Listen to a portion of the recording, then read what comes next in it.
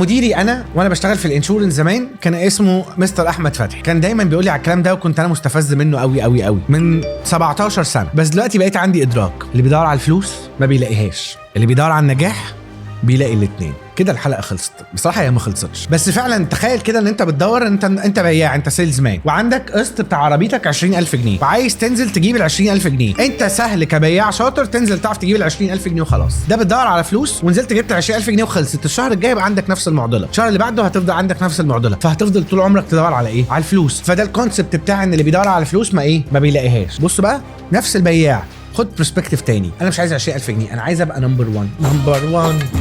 انا عايز ابقى نمبر 1، انا عايز اطلع توب اتشيفر، انا عايز اطلع توب سيلز مان، انا عايز اطلع توب بريميوم. ده الاوبجيكتيف بتاعي، صح؟ فالاوبجيكتيف بتاعي ده هيفضل مجريني يا رامي لو جبت 20000 جنيه وانا قسطي 20000 جنيه فهقف ومش هكمل، صح؟ لكن انا عايز ابقى رقم واحد، هعمل ايه؟ هجيب ال 20000 جنيه وانا ما وصلتش بيها رقم واحد، فاشتغل على نفسي تاني واجيب 20 تانيه واشتغل على نفسي تالت واجيب 20 تالته. فالقسط بتاع الشهر الجاي مش هاخد بالي منه، لان اتعودت ان انا عايز ابقى رقم واحد، مش اتعودت ان انا عايز اجيب التزاماتي. فعشان كده الناس اللي بتدور في حياتها على النجاح وان هي تكبر بتعمل فلوس كده. الناس اللي بتدور على الفلوس بتبقى ستاك للفلوس. وفاكرين قبل كده الحلقه بتاعت لما تعوز تنشن على النجوم عشان لو جليت تبقى على الاقل على القمر؟ فانا قصدي لو انت بقى ستاك في الفلوس اللي بتدور عليها هتفضل ستاك طول عمرك. لكن لو انت اصلا ستاك في ان انا انجح وان انا اكبر وان انا اعمل اتشيفمنت اكبر من اللي انا بعملها دلوقتي وان انا مش مبسوط، ارجعوا بقى للحلقه بتاعت النهارده بتاعت التطور، اللي هو امتى الناس بتتطور في حياتها؟ لما تكتشف ان هي مش مبسوطه في حياتها، او لما تعرف ان في حاجات ناقصاها في حياتها،